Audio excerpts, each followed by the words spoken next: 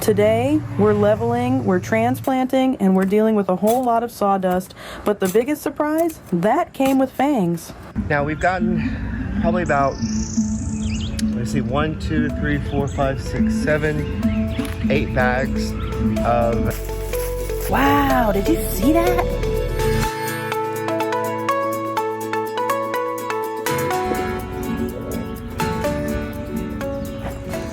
If you recall, whenever we started this property, there was a lot of fence that was buried under the ground. There was some fence that was above the ground as well. I kept this fence right here. The reason why is so I could attach it to the back of the zero turn here and drive around this property and try to level out the soil around here. So that's what I'm going to do with this. In the area over here where I just stump grinded, I'm going to take this fence attached to the zero turn and run it over this area here to see if we can flatten this out.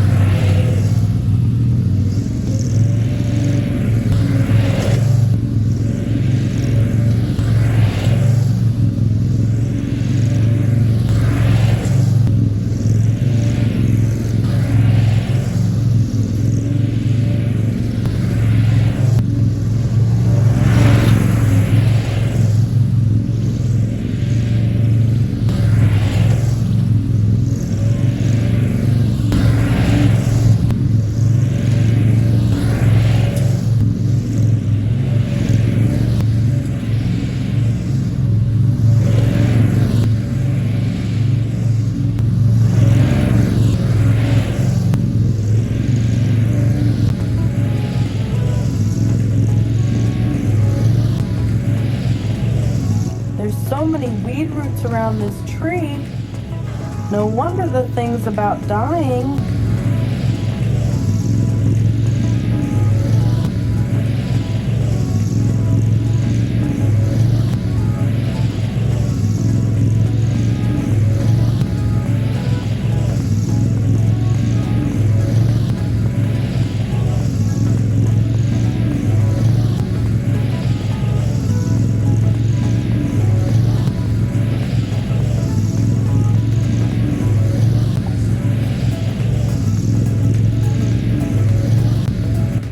Size of this piece of glass. This has to be a shower glass or a window. It's gotta be a window because this is smooth and this is smooth. So that's not very far across. So this is probably a window that somebody had maybe in a door where nobody could see in.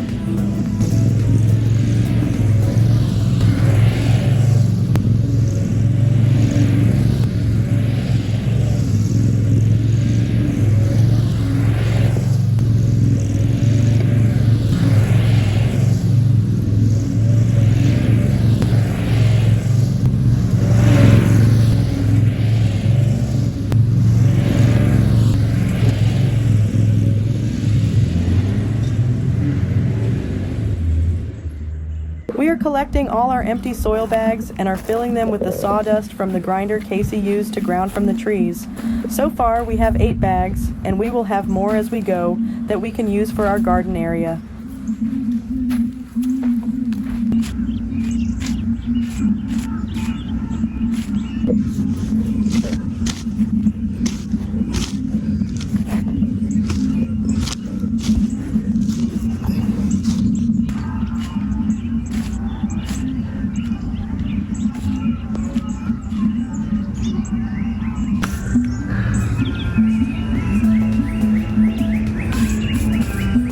Now we've gotten probably about, let's see, 1, 2, 3, 4, 5, 6, 7, 8 bags of mulched up wood from here. Now this is these bags that we have. We also have 2 35-gallon bags that are filled up with the mulch that we've gotten from here, and we've got 2 30-gallon planters that we've filled almost about, maybe I would say 75% of the way filled up with the stuff that we have here. But I don't want any of it to go to waste, so we're going to use it for gardening. And I got the stumps grinded here, so I want to go ahead and get this covered up and see if we can smooth it out.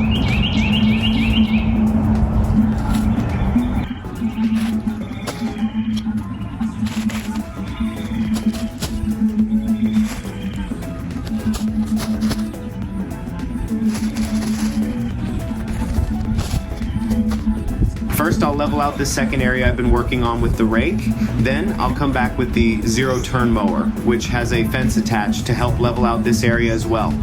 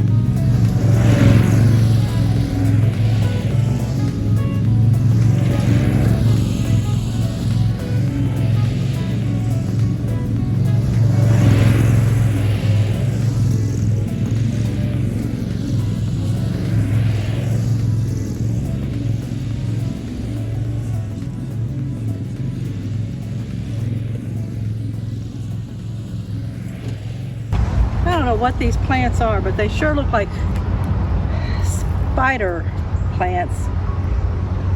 But not spider plants, but a spider. That's how their roots go. Like a spider.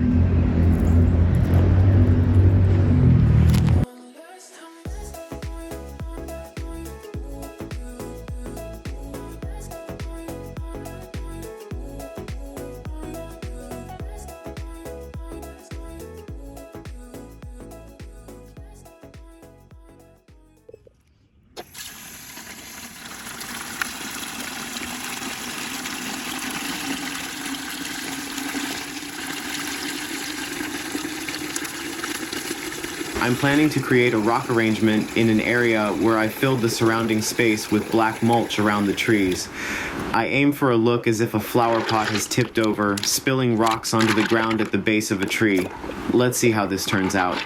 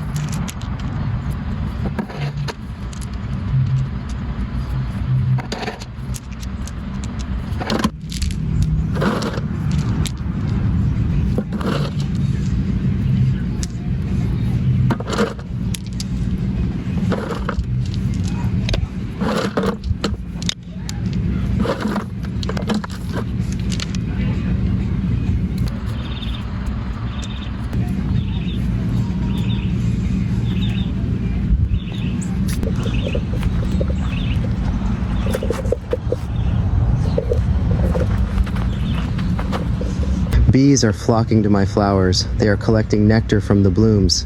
Using their straw-like tongues, they sip the sugary nectar, storing it in their honey sacs. As they move from flower to flower, pollen from the anthers, the male parts of the flowers, adheres to their bodies, particularly their legs and hairs. When the bee visits another flower, some of this pollen is transferred to the stigmas, the female parts, initiating pollination. This process is crucial for plants to produce seeds and reproduce.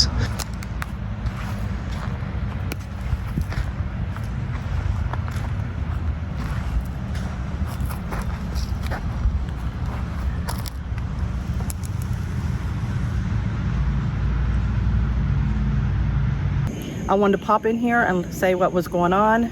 We wasn't recording at the time, and I don't know if some kind of vibration of the zero turn had caused this to happen, but we were in the yard and all of a sudden from one side to the other this huge black snake just came across the yard.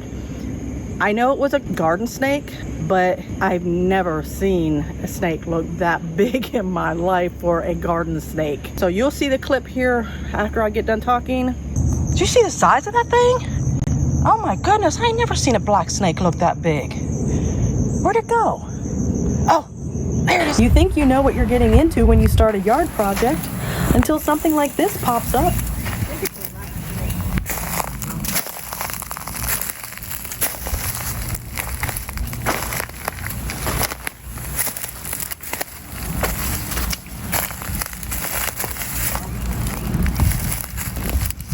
Can't see its face. Oh, there it is. I thought it went under. Be careful.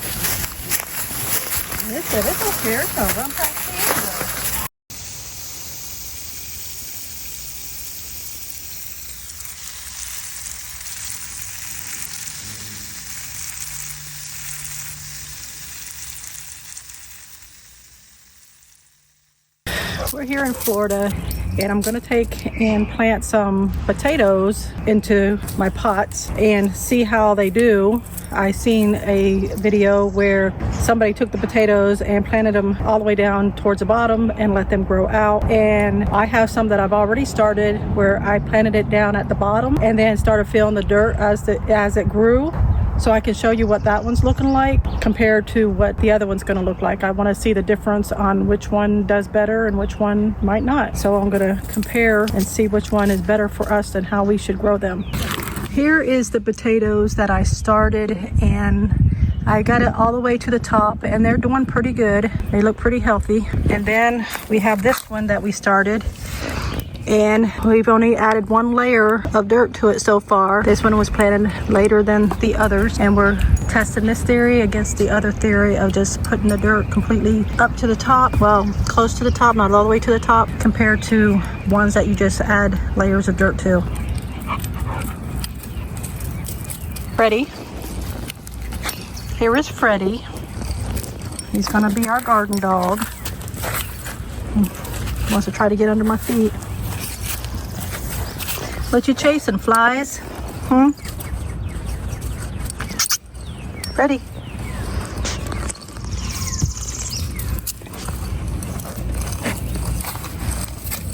I've already got the compost mixed up. Let me go over here and I can show you what I've mixed it with.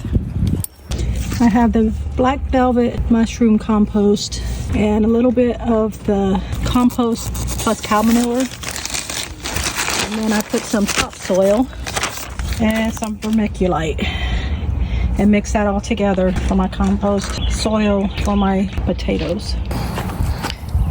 What you doing, Freddie? Is there anything in there? Find anything? I think you're smelling the cow manure. The little bit that's in there.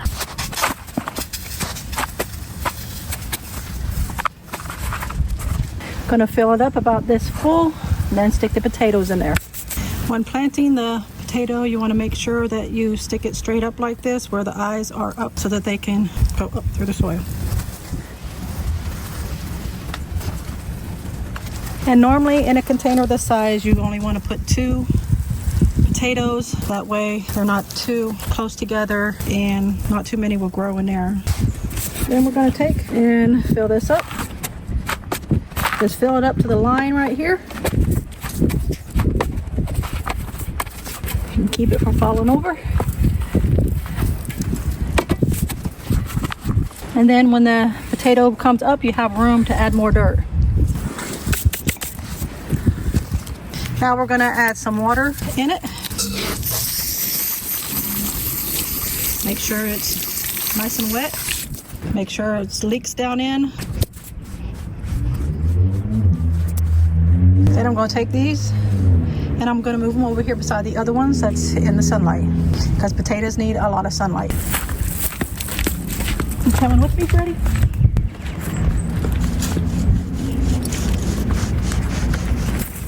Here I have a label